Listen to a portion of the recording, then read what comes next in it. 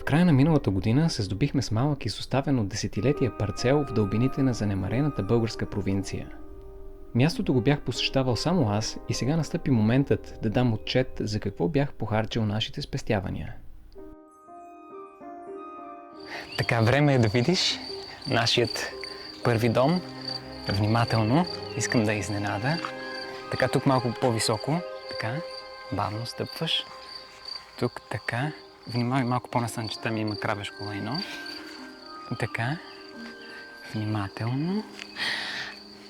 Така, не виждаш нищо, нали? Нищо не виждам. Нищо не виждаш. Точно така, внимателно. Още няколко стъпки. Така. Така, внимателно. Още една стъпка. Вълнуваш ли се? Много. Така. Виж, няма и твърде големи очаквания. Има нужда от ремонт. Да знаеш. Добре. Така, отвързвам. Готова? Та-дам! Нашият първ дом. Толкова съм щастлива. Една боя, нова дограма, малко да поизчистим. Плачеш ли?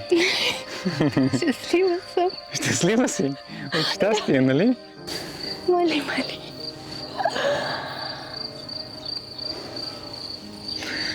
И между другото, нали ти обещах нови обувки? Да, точно така. Момент. Заповядай. Харесва ти ли? Много хубав цвет. Нашата мечта е да създадем райско кътче с градинка и малка скромна каштурка.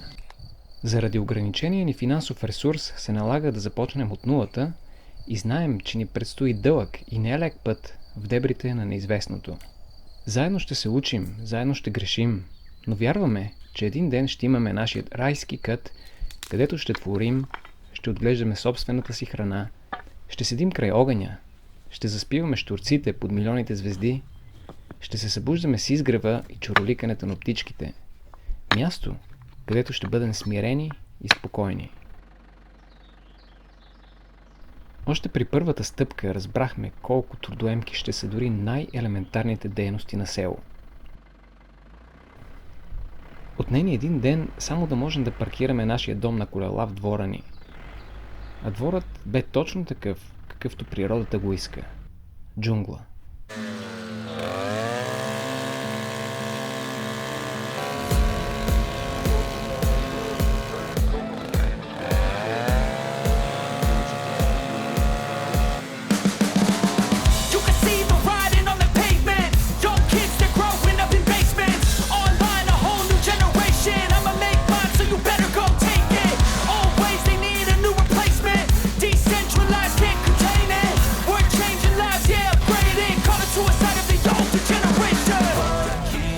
But now, yeah, make all the demons quiet, yeah. We were built to thrive, yeah. I think that we've all had enough. What keeps you up at night, yeah. Make all the demons quiet, yeah. We were built to thrive, yeah. I think that we've all had enough. Yeah, I think that we've all had enough. Sick of dealing with the old plan. They know that we're calling it wrong. You got me like, oh yeah, I think that we've all had enough. Sick of dealing with the old plan. They know that we're calling it wrong. Hey, oh yeah, I think that we've all had enough. Sick of dealing with the old plan. They know that we're calling it wrong.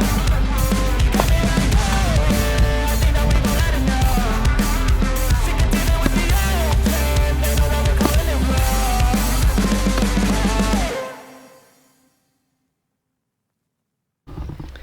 Може ли още от втората копка и да ми се счупи мотиката? И тези хора за толкова години не са успели да се научат да направят една мотика. Представяте ли си? Не говорим за някаква инженерна мисъл, за някакъв софтуер, който има нужда от подобрения и постоянно апдейти. Говорим за една мотика. Може ли да правиш мотики и да не можеш да направиш една мотика? Срамота е. Може би изглежда нелогично, но първото нещо, с което искахме да се заемем, бе градината. Днес е 30 май и се надяваме да хванем последният влак. Ако успеем, ще се радваме на собствена храна в края на лятото. Ако ли пък градината не даде плод, поне лехите за следващия сезон ще са готови.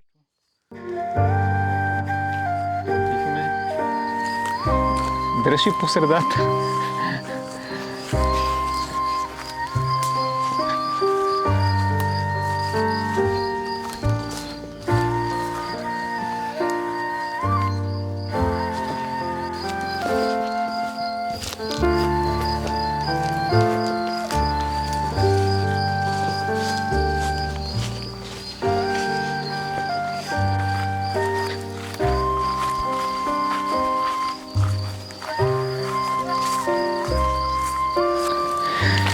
Това, което ни доставиха днес, са 40 чувала с тор. Изглежда страхотно.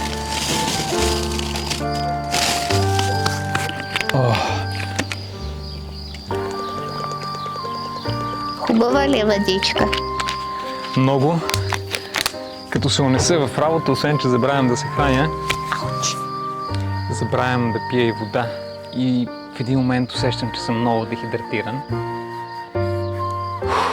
И започвам да се наливам. Така, за какво дойдох? Да. Агломер. Чук. Ножица за ламарина. Брадва.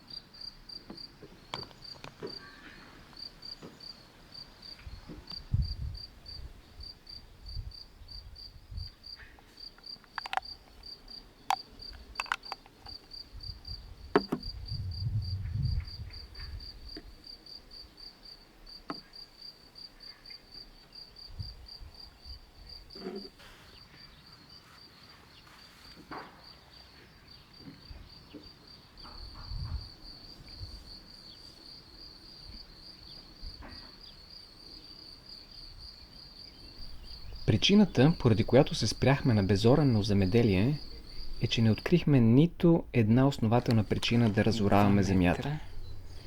Тоест, не знаем защо хората орат, а като ги попитахме, дори и те не знаеха. Вероятно, преди много години някой земеделец е разорал земята и е засадил култури. Други хора видели от него и решили, че е по-добре да се оре, и така през годините тази нелогична дейност се утвърждава като еталон за земеделеца. Това, разбира се, е моя хипотеза, с която не желая да ангажирам никого. Но това, което е безспорен факт, е, че орането е вредно за почвата, защото разрушава екосистемата на повърхностния слой, който именно е отговорен за изхранването на нашата храна. Освен това, при разораване, влагата напуска почвата изключително бързо и аз не мога да разбера кой земеделец би пожелал да изсуши почвата си, за да я полива след това. Още при първия ден от нашето идване, всъщност първите 2 дни, се запознахме с всичките съседи и за щастие всички много ни се зарадваха и си помислих колко важно е това местните да се зарадват, че ти си там. Това ни повлия много положително, защото знаете как е, много е важно на какви съседи ще попаднете. И това беше наше основно притеснение и всъщност искахме да започнем именно с това, да се запознаем с съседите, преди да се хвърлим в основната и тежка работа, защото обмисляхме опция в случай, че не сме желани или пък има хора, които не са особено учтиви около нас, бяхме готови дори да потърсим друго място, тъй като избирането на място е съставено от много различни етапи и колкото и критерии да имате, дори да намерите това място, което то отговаря на всички ваши критерии, няма как напълно да знаете какво е да бъдеш на това място. Единственият начин е да бъдеш на това място. Да прекараш известно време, да се запознаеш с местните, да почувстваш мястото, да видиш точно откъде изгрява слънцето, къде ще имаш сянка, къде ще имаш слънце. И единствено тогава можеш със сигурно да кажеш, че познаваш мястото. И сме изключително щастливи от хората, които дойдоха да се запознаят и чисто откровено аз виждах радостта в очите им, че има млади хора, най-вероятно имаха предвид Надя и не толкова млади като мен, които са дошли в селото.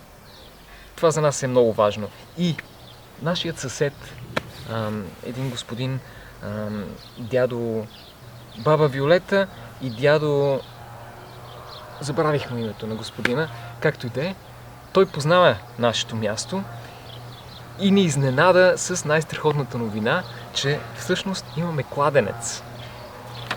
Трябваше да си пробия път до него и ето тук зад мен има 4-метров кладенец, който нашият съсед каза, че водата е неизчерпаема от този кладенец. Всъщност ние просто трябва да си построим стените и едно покривче, за да прилича на кладенец, но имаме вода. Нещо, за което не знаехме, нещо, за което собственичката, от която купихме мястото, не знаеше и не ни каза.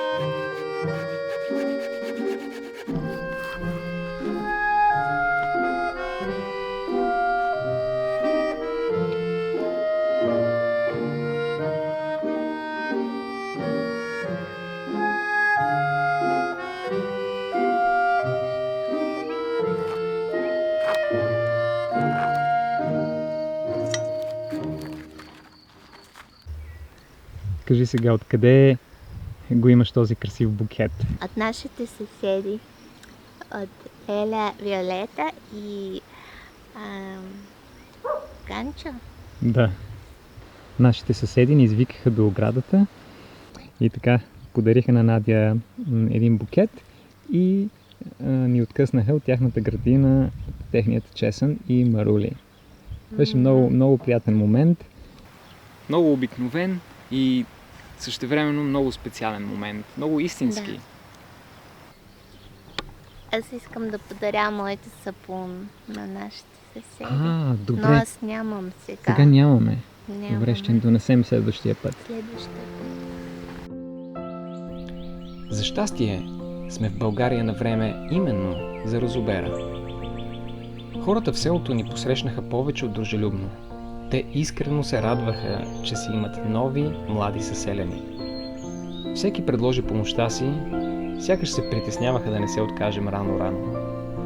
Носиха ни неща от първа необходимост – плодове, зеленчуци и ракия. А на нас ни бе неудобно, защото нямахме какво да им предложим. Надя трябваше да запретне ръкави и да направи от своя домашен сапун, за да има и ние какво да подарим. А сапуните, които Надя прави, за мен са най-прекрасните на света, направени с много нежност и любов.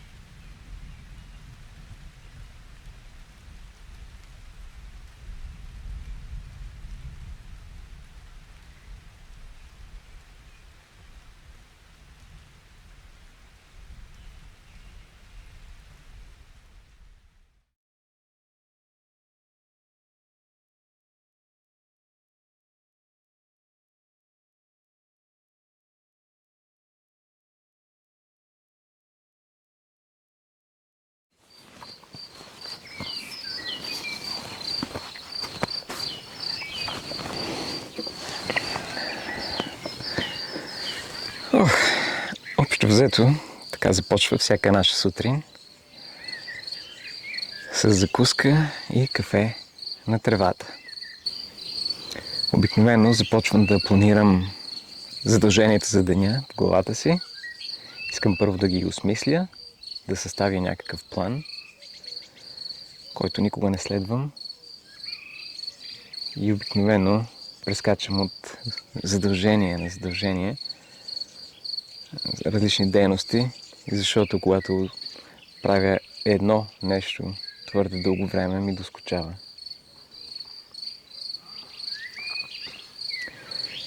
Вече сме тук трети ден и всеки ден е потвърждение за правилното ни решение и правилният ни избор на място.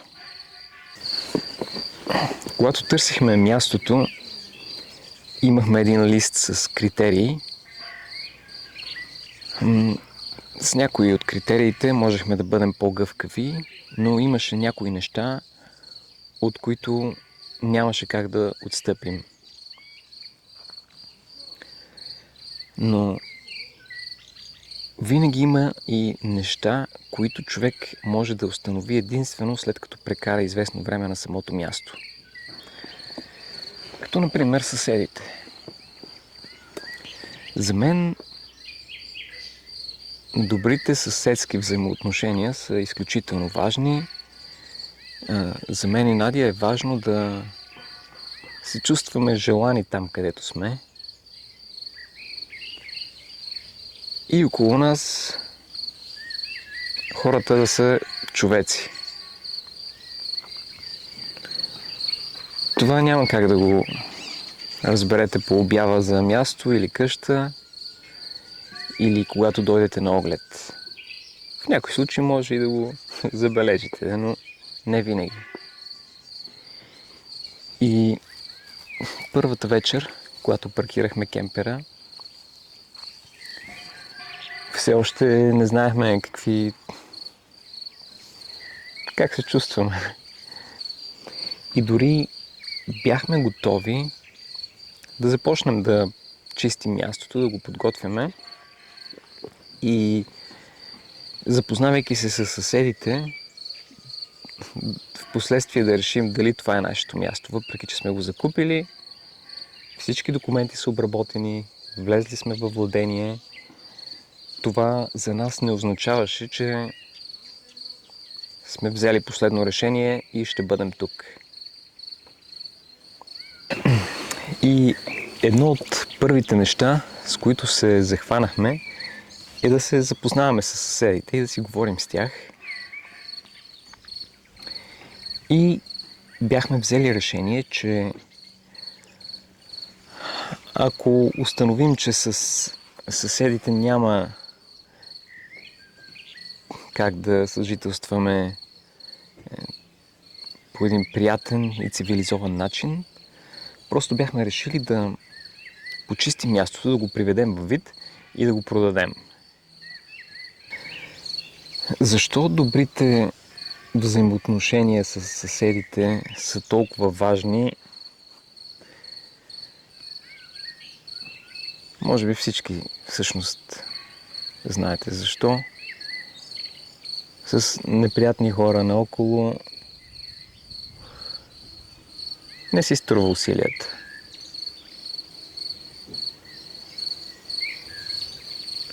Имам предвид, че мога да се боря с всичко. С капинак, бурени, змии, жега, студ. Мога да съм тук без вода, без ток.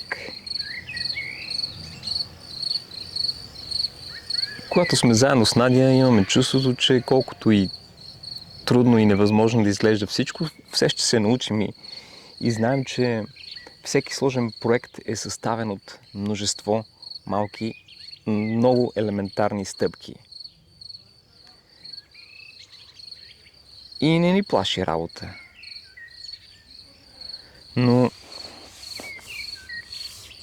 нямаме никакво намерение да се борим с човешката глупост. Това е нещото, с което сме решили, поне аз Надя за щастие, за нейно щастие, не е толкова запозната докъде може да стигне човешката глупост на Балканския полуостров.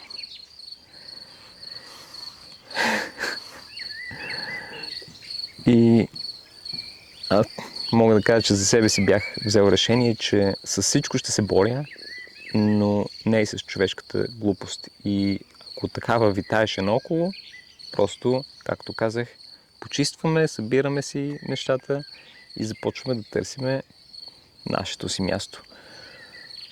Обаче излезнахме големи късметли. Толкова добри съседски взаимоотношения аз не съм виждал, просто съм мечтал за такова нещо. Да си говорим през оградата с баби, дядовци, те да носят цветя на Надя, да ни носят от тяхната градина лук, марули и каквото имат. Нашите съседи дори, те понеже не са тук постоянно, едно от първите неща беше да дядото ми извика да ми покаже как да отварям и затварям вратата, ако се наложи да вляза в техния имот, докато те не са тук.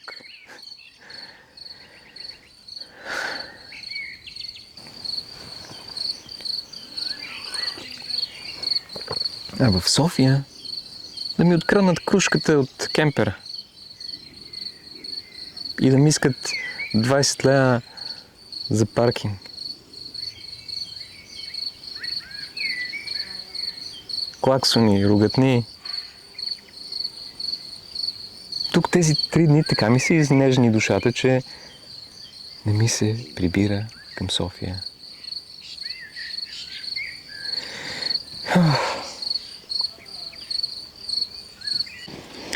За нашите повдигнати лехи започваме с 1 тон от този органичен, сертифициран биохумус. Ще трябва да постои няколко дни тук, затова за да не съхне, ще го мулчираме. Ето така. И когато съм готов с дървената конструкция за лехата, пълним самата леха, съдим доматите и пак мулчираме.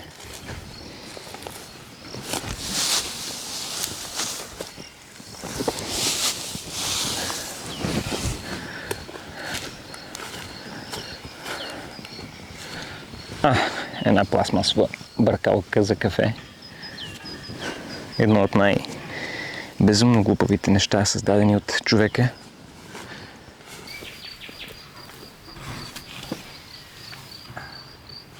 Кой докара компост? Това те ви подаря.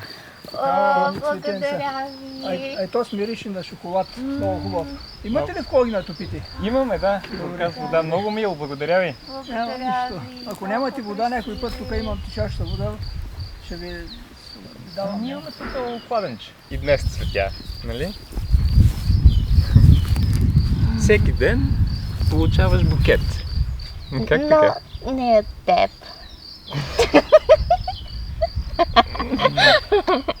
Защо не от теб? Тук няма цветя. Има само бурени.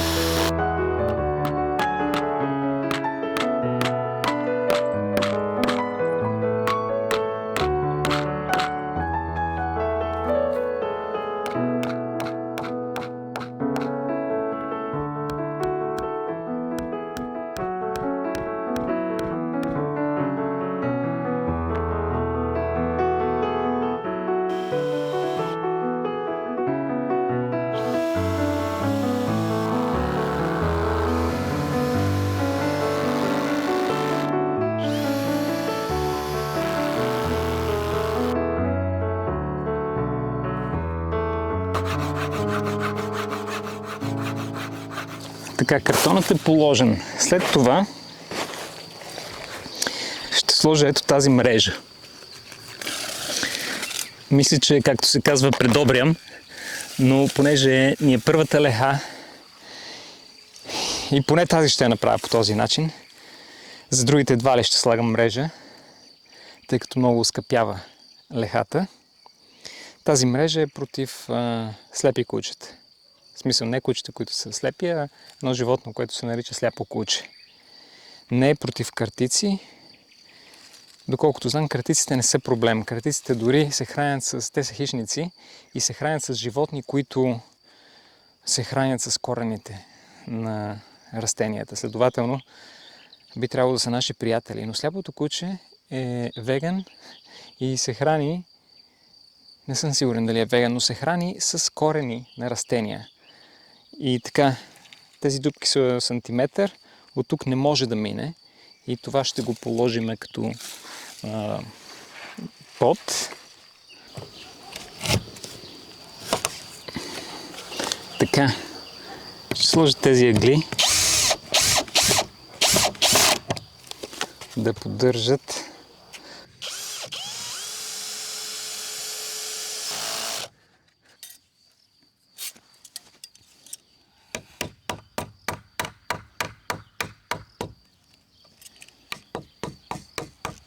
така. За сега сметките излизат навсякъде 1 метър ширина. Това е конструкцията. Сега ще укрепя малко. Ще обърнем някакси. Ще заковем мрежата отдолу. И това е. Пълним с земя.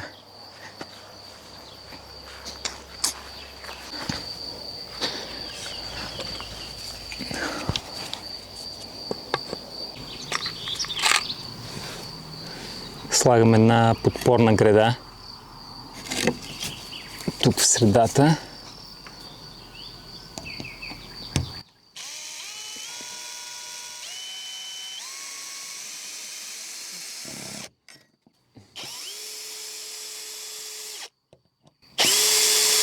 Надя пак ми направи забележка. Това трябва да е тук долу. Тъкмо към него ще прикрепим мрежата.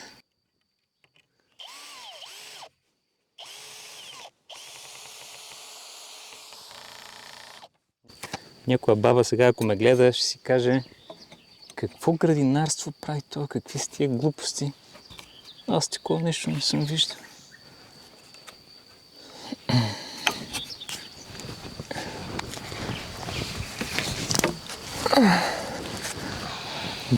But for you it might be probably heavy. Тежко ли е? 1, 2, 3. Неподъемно. Няма проблем. But we can attach мрежа like this. No. No. Can you step away? I can lift a bit from here. Stay away. Така. Now come on that side, please. Какво правим? No, don't do anything. Окей. Сега нека да я поставим. Така, да легне. Pull. Yes.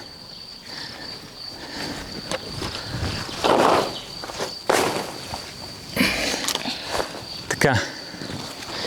Това ще е долната част фактически. Вземи мрежата и да я поставим отгоре.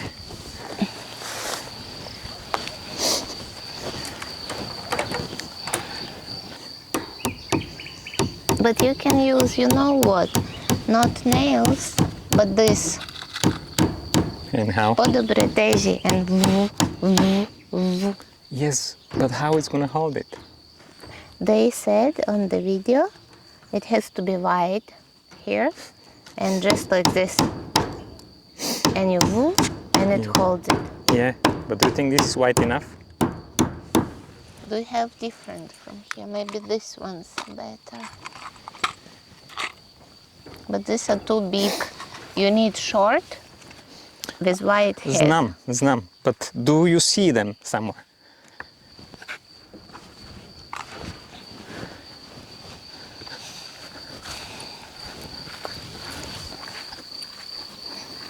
Okay, then keep going.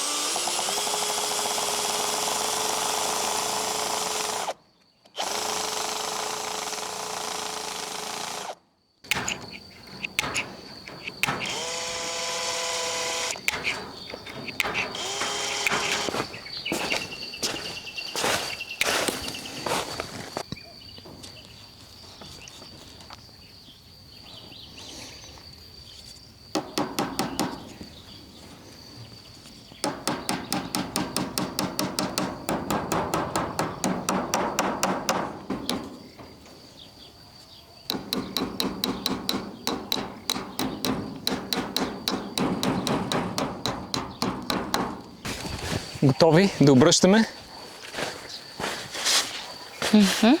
И пауч. Да видим дали ще се разпадне. Yes. Благодаря.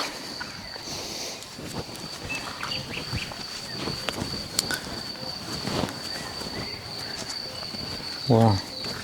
Грамадно нещо. Да, много голяма леха.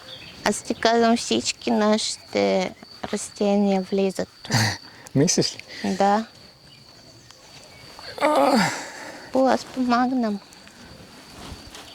Пружно. Сега същото нещо.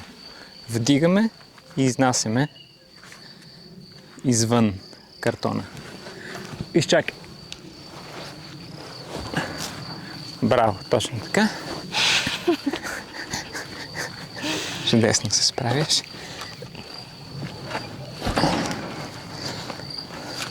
Ето, и аз така виждам. Точно така. Аз ще се опитам да бутна, ти леко дръпни да дойде на това ниво. Да. Аз пробвам. Чакай. Едно. Чакай. Две. Чакай. Окей. Благодаря. Сега поставяме момента на истината. Още малко на тук. Да. Внимавай, има остри неща. Така. Изчакай. Ти няма да можеш. Защо аз съм тук?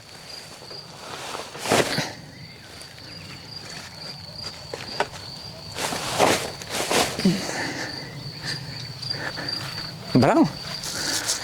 Сега аз ще повдигна и ти ще наместиш картона. Виждаш ли? Излиза от тази страна. Всичко първо бутни този от тук на челоделно парче.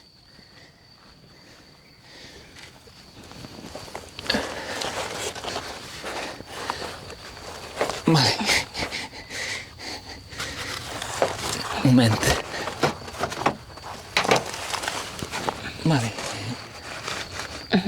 От тази страна издърпай.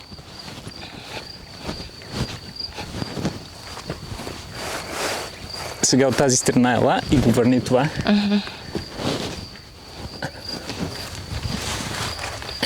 Това. Перфектно.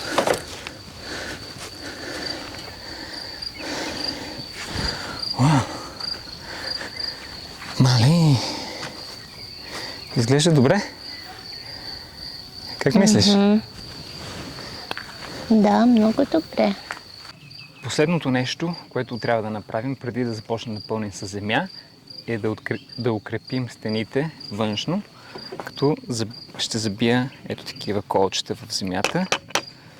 Тези колчета изглеждат много скъпарски и газарски, обаче не са.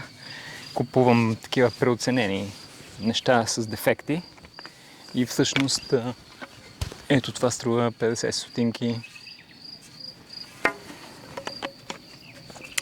Но първо ще го подостря, разбира се.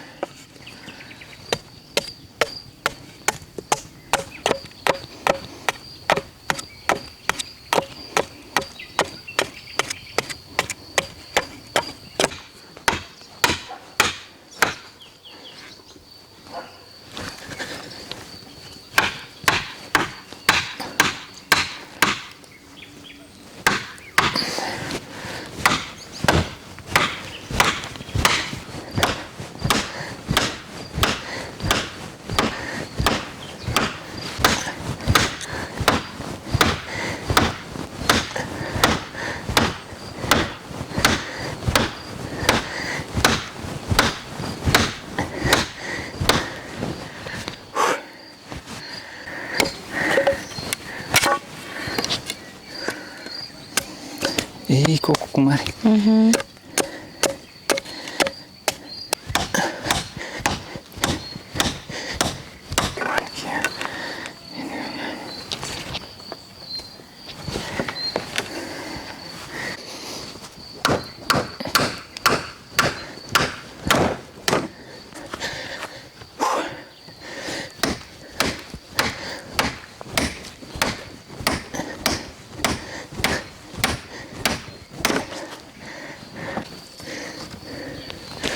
Окей, да започваме да пълним.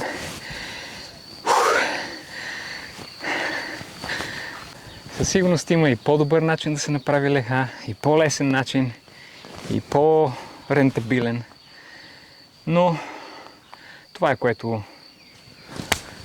направихме ние и вярвам, че ще свърши работа и всъщност много ни харесва. Има много естетичен вид.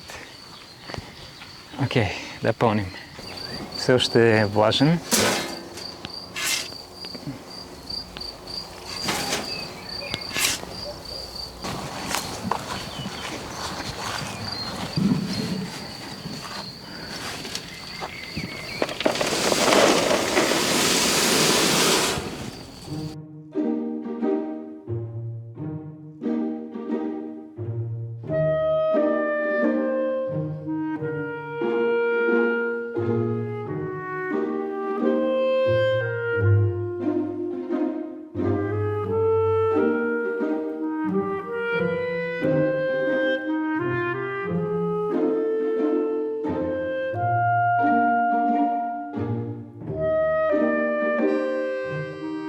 Първоначалната ни идея бе да работим до към 6 вечерта, след което да си вземем слънчев душ с топлата вода от соларните ни душове, да вечеряме и да събираме сили за следващия ден.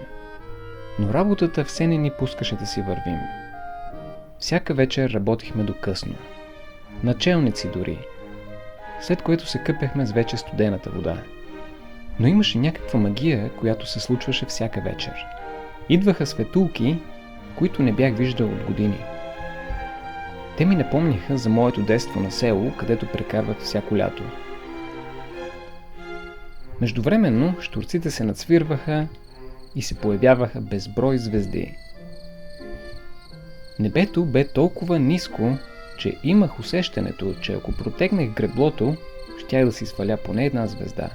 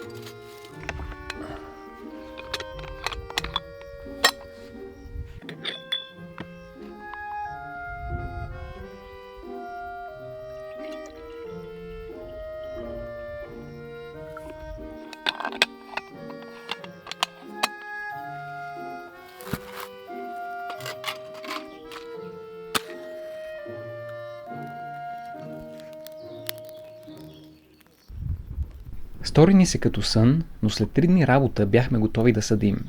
Имахме малко наши семенца, които засадихме, но тази година ще работим предимно с разсъд. За нас бе изключително важно да се здобием с качествен биоразсъд от стари сортове, отгледан с любов. Все по-често се срещат такива производители, но ние се отправихме към село Раданово, за да се срещнем с Деси Владовска.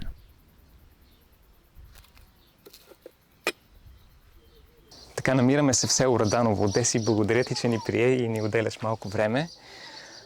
Вероятно си много заета сега. Ами, да речем, не вече толкова както преди. Имам няколко пратки да изпратя вече с последните разсъди. Те посвършиха и така. Добре, ние сме съвсем нови в градинарството и бихме искали да си вземем някакъв разсад. Сега е вече почти юни и хващаме, може би, последния влак, за да си засадим нещо. Ами, не точно, защото По високите места обикновено точно по това време се засажда всичко, така че ще има 3 месеца, в които ще е топло времето, така че пак ще рекултирате. Дали сте закъснели или не, мисля, че... Добре. Ще ни покажеш ли какво можем да си вземем? Малко кел, пътладжани, краставици, това е като цяло. Да, домати. а ние започваме сега и за момента имаме 3 лехи, повдигнати лехи, 4 метра дълги и метър широки. Не е много пространството. И бихме искали да разнообразим нещата, така че каквото и да ни дадеш, каквото прецениш, че може да съжителства заедно и му е времето, ще вземем. Ами всичко, от което имам, му е времето, така че Добре. каквото решите. Моята не е точно повдигната леха, просто съм го ограничила, за да не тича кучето през това. Защото ги оттъпва и ги чупи. И тук имаше едни по-големи дървета и самата почва беше много такава, много сбита от сянката и затова ги направих така ограничени лихите. Иначе през есента съм сложила отдолу под тази пръс, съм сложила оборски тор, обаче е пресен. И съм сложила пръста отгоре и цяла зима стоя за вид. И това са лехи, които не ги ура, не ги прави нищо. Нашите лехи ще ги напълним, поне за момента сме взели тор и компост. Много добре, много добре. Това добре ли? Оборска тор, нали? Оборска тор, да. Ами да, идеално е, бих казала. Добре, знаеш ли защо точно на теб се спряхме? Защото ни хареса философията, която имаш. Ако искаш малко тук на сянка да дойдем. Аз нямам проблем с слънцето, ти ако искаш на сянка. Добре. Аз съм свикнала с слънце. Хареса ни твоята философия за това как отглеждаш храната и с колко любов се отнасяш към нещата, които отглеждаш. И нещото, което веднага ми се запечата в мозъка и ми направи изключително силно впечатление, е, че ти говориш за имунната система на растенията и че ти отглеждаш стари сортове, които са преминавали, оцелявали са през лошо време, студено, горещо, сухо, много дъжд и това ги е калило. Каква е разликата между нещата, които сега горе-долу описах и нещата в конвенционалното земеделие? Като минавам по магистралата и гледам едни поля и гледам едни табели поставени на едни гигантски лехи, вероятно с някакви надписи, вероятно са различните продукти, с които се третират пестициди и искат да видят каква е разликата и как върви нещата. Каква е разликата между твоето земеделие и конвенционалното? Ами, специално за моето земеделие, аз използвам даденостите на природата, първото, което правя. Защото за мен няма значение как ще изглежда разсада, дали той ще бъде като нарисуван с толкова висок, ама точно преди пъпка, дали няма да го сложа по-дълъг, пък даже вързал. За мен тия неща нямат никакво значение, това е природа. Като съм закъсняла, мога да го сложа даже и с доматчета. Давам обикновен пример. Използвам природата, какво значи? Това, което правят те конвенционалното земеделие, маркучите ме, примерно, точно на 40 см дупка. Защото химията е точно на коренчето, точно колкото трябва на него. Не му трябва голям корен, на него не му трябва той да се вкоренява, на него не му трябва да си търси минерали, микроелементи надолу, на него не му трябва да се свързва с гъбните фунги, вече метър нататък, за да си набавя с вода на клетъчно ниво и минерали и микроелементи. За него това не е нужно. Те го сеят перфектен, растат толкова голям, на точното място, слага капката на точното място и той започва да си расте и той само расте. Но това е едно разглезено растение, дори под найлон. Това е едно супер разгледано растение. То няма какво да синтезира в него. Аз използвам природата. Какво значи това? Примерно моя разсад домат, сега ще го покажа. Това, което аз ще ви дам на вас, е ето това. Ако питате земеделците, които гледат, ще кажат, ама това нещо много преминало, как ще го сложиш? Ето, даже има и домат. Как ще го сложиш? Ти като го сложиш, то ще умре. Виж какво му е коренчето. И сега, за да използваме природата, какво се случва? Доматът е растение, което обича да се вкоренява. То просто може и от по-голям колтук да го вкорениш. Ето, природата си е свършила работата преди мен, аз няма нужда въобще. Това всичкото са зачатия на коренчета. Това са цели 40 см в случая. Това цялото ще се вкорени. Аз не го слагам така в земята, да копая 40 см надолу. Ами аз всъщност го слагам ето по този начин. Издълбавам една много плитка дупка. Ето по този начин. Издълбавам плитка дупка. По дължина нещо По като дължина. вада. Изчиствам всичко. Листата, колтуците, всичкото това нещо се изчиства. Ето този големия колтук го ни махам. показваш е начина, по който ние трябва да го засадим. Така ли? Да, начина по който трябва да се засади. Ако не ми беше казала, въобще нямаше да го засадя по този Точно. Аз начин. използвам природните дадености във всеки един момент. Нали, това не е момента. Нали, в смисъл, аз съм го изпуснала момента за засаждането, но понякога и това се случва. Това не значи, че растението вече не е годно. Напротив, идеално е. Малко повече ето тук ще сложа, нали, на корена. Слагам го ето по този начин, нищо, че е вързал. Той ще си изхрани завърза, не е никакъв проблем. И го заривам. В случай трябва малко повече пръщица, нали, на коренчето, но понеже го направих с ръка, ето това е. Това е. Забива се колчето ето тук, нагоре. Ако искаш го привързваш. Със сигурност няма, нали, да може да изхрани цялата връзка, нали, защото има един вързал домат. Първата връзка ще се загубят няколко доматчета, може би от нея. Но въпреки всичко ще има достатъчно завърз и той ще си върви прекрасно домата. Ето този домат, всичкият е засят по този начин. Тоест корена му е вече ето тук, началото на корена е тук, в основата на всеки следващ. И той вече се е вкоренил. Ето така, като го надигнеш, вече има коренчета. Те се виждат тук, че той е пуснал корени. Бели коренчета. И вече се е захванал доста стабилно. Много интересно. Аз искам точно такава леха с домати по средата и с чушки в страните. Така, а другото нещо, преди да забравя, пак на темата за конвенционалното земеделие, което аз го виждам като сякаш вървим срещу природата и твоя начин, заедно с природата, да отгледате растението. Как това се отразява на крайния продукт?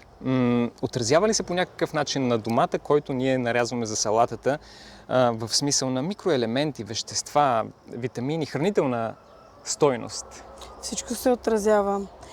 Дори само когато се разхождаш между растенията, те синтезират всичко това, което на теб ти е нужно. Защото ти, когато ги обгрижваш, те вече знаят какво ти е нужно на теб и го дават.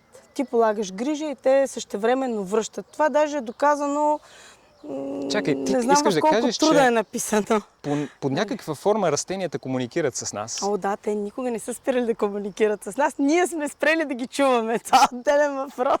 Искаш ли да кажеш, че има значение как ние се отнасяме с тях? Естествено, че има значение. Абсолютно всичко има значение.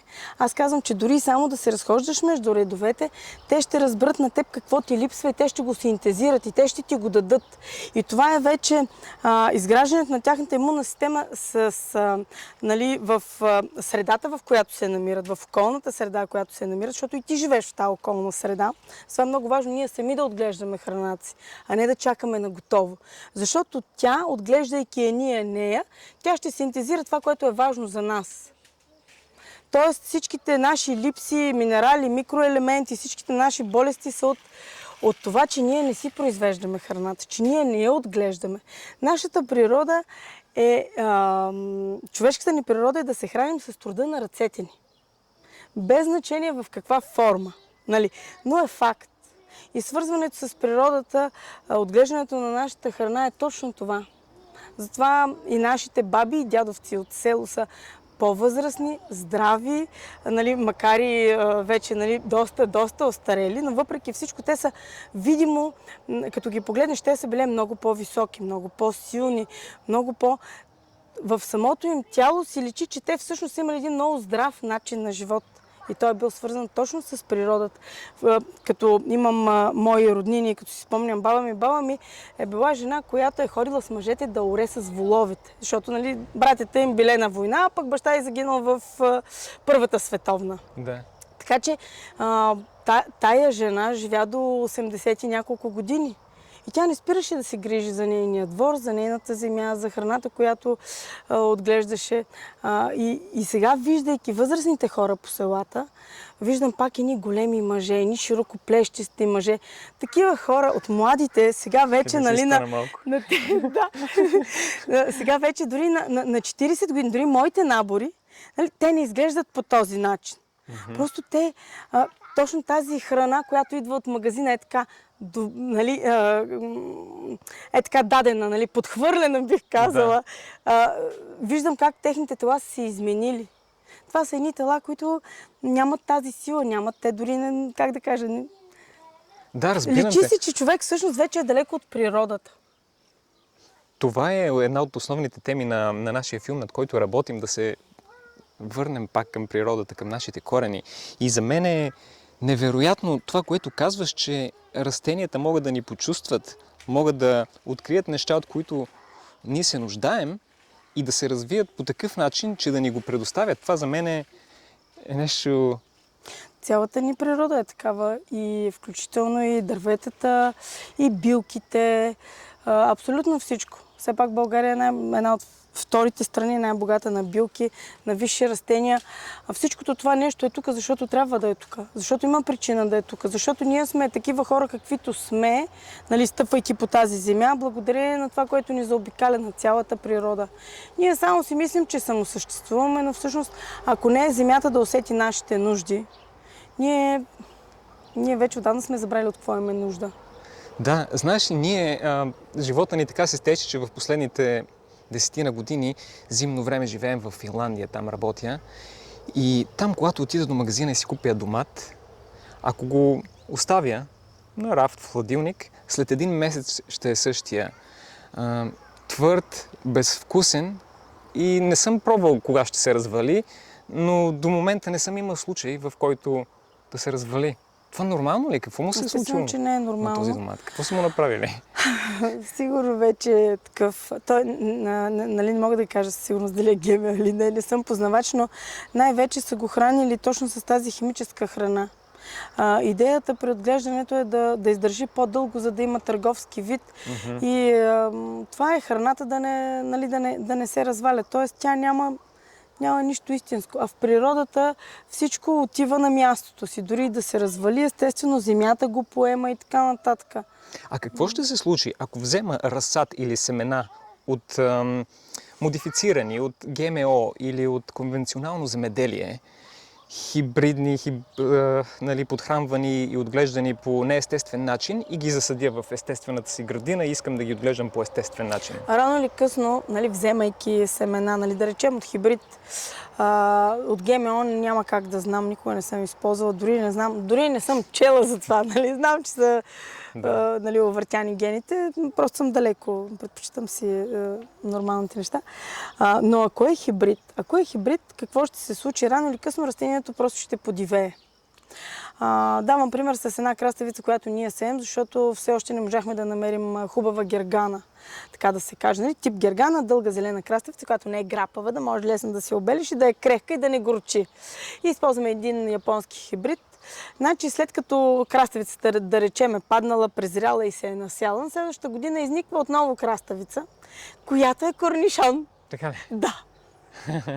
Която е корнишон. Въобще не е дългата гергана. Нали? Това е мястото, където ти си сял примерно тези хибридни краставици. Така че рано или късно самото растение, което е хибридно, то се връща към дивата си природа. Тук няма чак такива драми и притеснения, нали, както при ГМО-то. Там вече наистина има и драма, и притеснения, и всякакви други неща. Те влияят и на природата, което не е много хубаво. Един друг въпрос. Виждам, че ходиш боса в градината си. Мислиш ли, че така осъществяваш по-добра връзка с растенията и с земята? Аз ходя навсякъде боса. Щом се стопли времето, аз нямам нужда от обувки, обикалям цяла България така, без значение къде ще отида. В кой град, или село, или поляна, или тръния, за мен няма значение. Много искам да има повече хора като теб, много искам да се науча от теб и така да предадеш занаята, ако мога така да го нарека, за да започнат повече хора да си отглеждат сами храната, да осъзнаят каква е разликата, да потопят пръсти в пръста и да осъществят тази връзка. Затова мисля, че наистина ти си един страхотен ролеви модел за това нещо. И много бих искал да има повече хора като теб и да се научат хората от теб. Благодаря ти. Добре, ти, между другото, да спомена, освен разсъд, ти можеш да изпращаш на хора пакети с храна от градината, нали?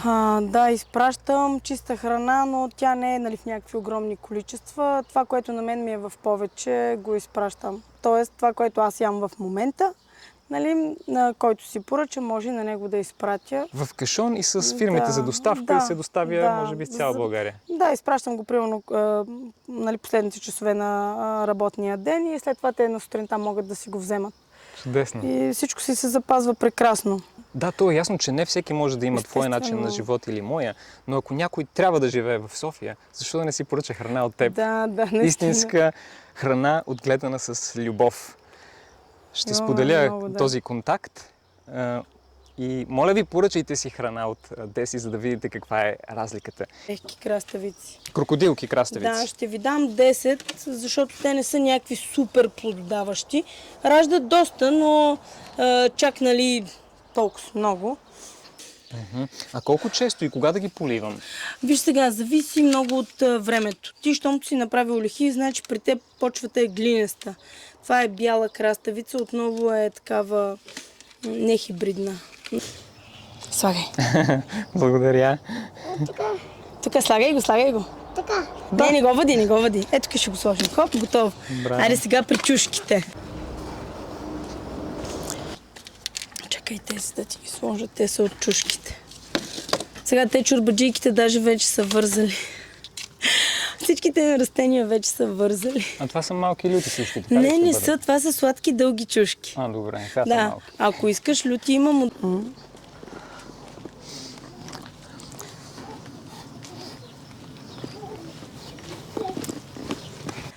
Честно казано съм много доволна от това. Защото това може да диша, слънцето не го изгаря, виж колко влага има отдолу. Да, как се казва това? Това е агрил. Вчера е валяло дъжд. Дъжда не може толкова силно да удря по листата, да ги наранява растенията. Същевременно запазва влагата и всичко си е окей отдолу. Супер!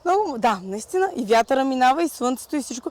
Виж какъв манголт имам. Това са листа, дето може да излязат 2 сърми от него. Това изглежда толкова здраво и силно. Да, били лук. И то е супер. Просто не мога да повярвам, такъв хубав лук не съм имала никога през годините. Аз виждам главите на лука и ти каза, че използваш тази no-till технология, не копаеш. Не. Само разрох. Всъщност, да, само разрухам. Или я обръщам първо с вилата. Тя не е такава вила, но тя само надигаш, за да можеш да вкараш кислород отдолу. И всъщност този лук дори не е заровен в земята. Той само е сложен. И отгоре съм изсипала малко тор от компостера. Компостера ми е всички зелени неща от градината, всички хранителни отпадъци на кокошките.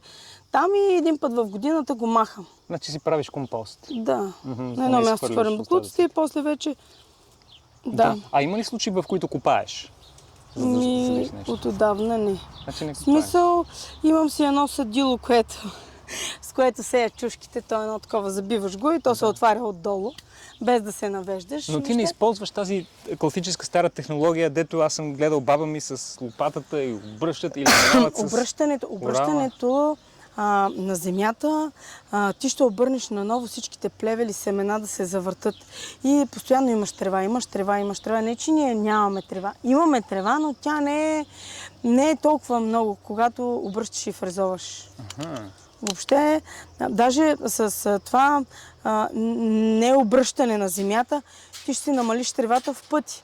Там, където бяхме първия път при доматите, тиквичките и салатата, там въобще не е орано или обръщано цели 2 години. И всъщност няма трева. Аз съм вкарвала все пак компост. В смисъл, вкарвала съм тор, да речем, нали? Да се запази топлината за разсада домати. Виждам, че лехите ти са доста плитки. Плитки са, то не е идеята да бъде повдигната лехата. Аз нямам нужда от повдигната леха, защото при мен е чернозем. В случая така се получи, защото трябваше да огранича разсада. Той е реден не в щайги, ами всяка кофичка по-отделно е реден и затова ми трябваше да го огранича по някакъв начин. Да. Но ти поставяш картон отдолу. Картон не съм слагала отдолу. Картон слагам само на пътеката. Защото, пак казвам, моята земя, тя няма вредители, няма нищо. Тя е чиста и е чернозем. Имам Аз предвид, нямам... Не пробива ли трева отдолу да... Не. Пробива, ама не, аз я плева, не е чак толкова драматично. И така, долните листа всичките ще ги махна, още малко да пораснат, всичко това нещо се изрязва, за да може въздуха да минава отдолу, да не се задушават, да няма такива вредни бактерии, защото фитофтора, това е черното гниене, което от всички ги е страх от него. То си е в земята, то си е в природата, то си го има, то си съществува. Проблемът е, когато дойдат тези дъждовете, нали, те го активират и то става в повече.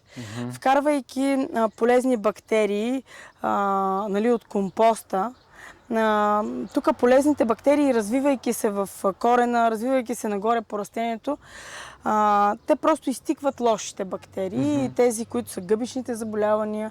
Сега може нещо да се случи, нали, някой муха да дойде да го зарази, нали? Случва се, то няма как. Те устите на вредителите са такива, но когато растението е здраво, те сякаш не му обръщат такова внимание. Вредителите. Те повечето нападат болни растения, нали? Беззащитни, слаби, да знам. Поне... Интересно. Поне при мен така се получава. Трудно ли се отглежда такава грамадна градина? Не. Всъщност то нищо не правиш. Тук де-факто нищо не съм правила, просто съм раздробила пръста и съм сложила краставиците. Миналата година на място на краставиците е имало боб. Просто сега съм ги сменила. Цялата конструкция си стои, мрежата си стои, всичко си стои, просто съм изчистила. Сложила съм още малко слама между редовете, нали, да ни никне трева и да се задържа влагата максимално, за да има червя и да има всичко. Да, всичко да си. Още малко като пораснат краставиците да почнат да плододават, просто ще бутнем сламата, съвсем да ги заринем. Да, това е твое производство. Да, това е, да. И вазите отзад, и съдовете за ферментация. Много бихме искали да си вземем и сега нещо от тук. Значи, ти се занимаваш с гранчарство и с градинарство. С двете, комбинираш ги. Да. Кое ти е по-любимо? Ами, по-любимо. Преди 15 години, 17 вече станат, откакто дойдох тук, се занимавах с... Професията ми беше керамика. Така. А хобито ми беше градинарството, защото имах един двор, с който си хранех, нали, семейството. Да. Тоест аз храна от магазина не купувам. Обаче с времето, с годините и промяната в мен, защото аз не ям месо, веган съм, произвеждам си тофу, веган кашкавал, цвекланка, грахлама, такива неща си правя. И с тази промяна с годините, така се развиха нещата, нали, в живота ми, че всъщност това, което ми беше професия, ми стана сега хоби, а хобито ми стана професия. Много интересно. Да, но това са просто едни нормални неща в живота. Те се еволюират и се наместват сами. Всъщност човек, когато не е готов за промяната, тогава той много страда. Докато аз съм отворена пред всяко едно предизвикателство пред мен. Така че, нали, т.е. аз съм отворена да се развивам. И за мен нещата, че са се променили така, аз по никакъв начин не страдам.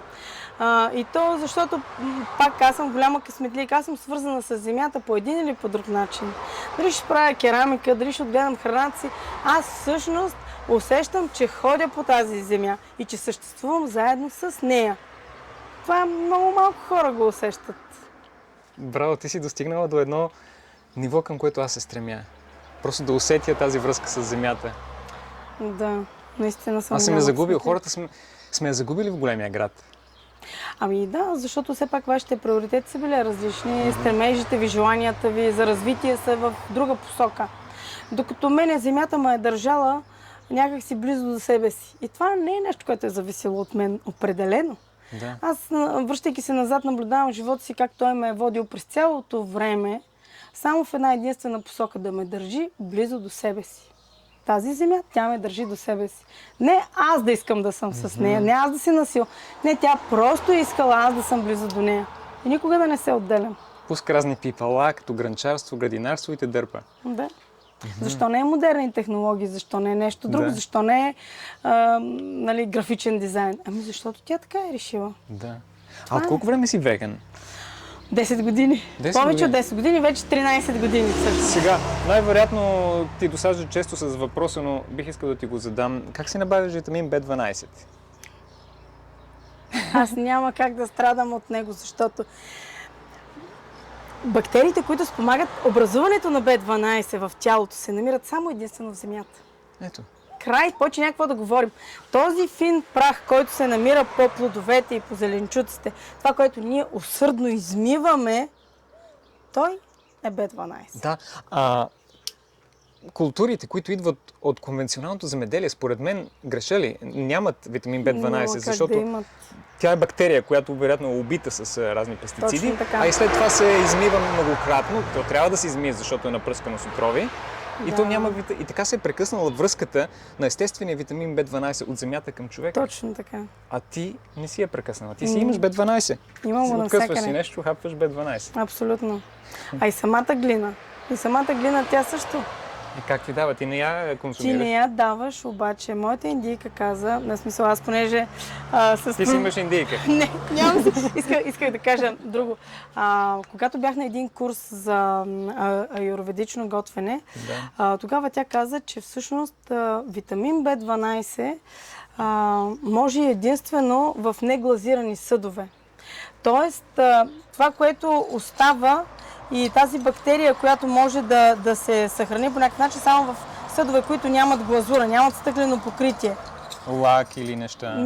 По принцип, ние не използваме лак за хранителните, използваме глазура. Това е нискотопимо стъкло. Но точно тези, които са като които са като вафлички, нали, които нямат, точно изпечената глина, в нея, понеже тя все пак е пориозна, в нея просто се захващат тези бактерии, които спомагат образуването на B12 в тялото. Деси, ние си избрахме няколко купички, но как може хората да си купят от теб? Вероятно могат да си поръчат, или пък ти спомена току-що, че ще има някакъв фестивал, където могат да те намерят. Кога и къде е? Да, на фестивала се казва Wake Up. Той е началото на юли. Могат да го проверят в интернет точно кои дати са и как става участието и записването в него. Там ще участвам с керамика, работилница и храна от градината. Wake Up фестивал, къде ще бъде? Той се прави над Пловдив, в Куклен, над Куклен. Wake Up фестивал, където ще има гранчарство, може би други занаяти. По принцип да, там ходят различни хора. Добре. Различни от интересни конвенционалните. Да. No ordinary people, такива малко извън матрицата. Различни, точно извън матрицата и хубавото е, че можеш да видиш хора, които се справят с живота по същия начин, както и аз, нали, свързани с земята. Да. И по-различни, с пак такава дейност, която, нали, успява да ги издържа, но въпреки всичко са по-различни, не са в матрицата. Това е интересно, ние ще сме там. И хем не са. Също има още един фестивал, който е Озана поляна, за който още не са оповестили дати, но и него го има. И другият, който е също така различен, те се правят все на поляна, всичко е на палатки, е този, който ще е на Беглика фест. Това са трите такива по-различни фестивали. А може ли да те видим и на трите или само на... По принцип на Wake Up и на Озана със сигурност, за Беглика там малко ми е по-далечно като програма. Ясно. За това е пинк. Сапун от брош? Брош. Какво е това? Брош е една билка и кърневище много розово, червени. Казва брош. Аз много харесвам такива домашни Домашни сапуни, how to say, from the scratch, like not from ready. Не ги прави от заготовка. Целият процес, от нулата, всички билки, съставки, прави си елексири, масла. Само растителни мазнини масла. Добре, Деси, честит рожден ден. Благодарим ти много за гостоприемството. Благодаря много. Да. Добре. Особено от ръцете на фея. Да. И ти си фея. Благодаря. Друг проблем при конвенционалното земеделие е, че разораната почва не се покрива или така нареченото мулчиране. Колкото и да мисля, не се сещам къде в природата се среща непокрита почва, а пък какво остава за разорана непокрита почва. Ако разглеждаме почвата като жив организъм, то най-лесният начин да навредим на този живот е да го разорем и да го оставим непокрит. Това ще я изсуши, ще отслаби значително имунната система на почвата и ще унищожи голяма част от нейните полезни обитатели. За да компенсират тази слаба почва, конвенционалните земеделци търсят помощ в изкуствените торове и пестициди. Това е типичен пример за земеделие в разрез с природните закони. Сами си усложняваме живота и създаваме проблеми, които в последствие се опитваме да разрешим. Мисля си, че би трябвало да има начин да работим заедно с природата, а не да се борим с нея. Но заслепени от алчност се опитваме да хитреем и да коригираме природата с пестициди, хербициди и инсектициди, но ще дойде видов ден и ще си платим за всичко. Всъщност, вече плащаме. Земята е слаба и ражда слаби култури, които създават слаби хора.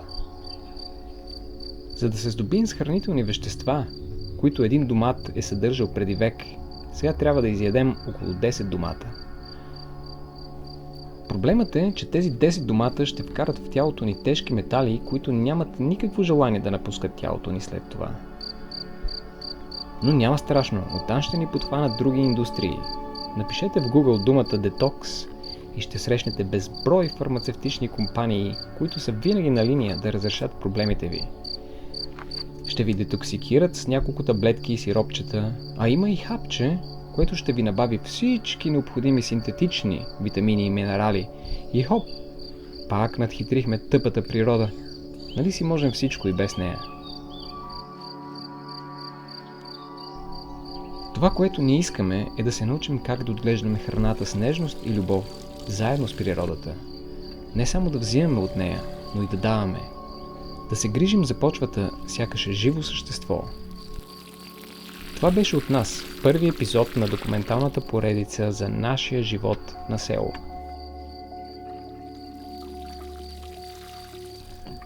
Скоро очаквайте новите епизоди, в които освен напредъка ни, ще се срещнете с много интересни хора, които са избрали да водят по-обикновен живот, близо до природата. Хора, които са избрали за своя професия непопулярни и изчезващи занаяти, хора, които изкарват своята прехрана с това, което обичат. Хора, които не пасват на комерциалната матрица и са избрали да следват своя път, независимо от чуждото мнение. Именно такива хора, надявам се, сме аз и Надя. Израснали в общества, подвластни на догмата какво ще си кажат хората. Въпреки, че след толкова години на тази земя, така и не разбрахме какво са си казали хората.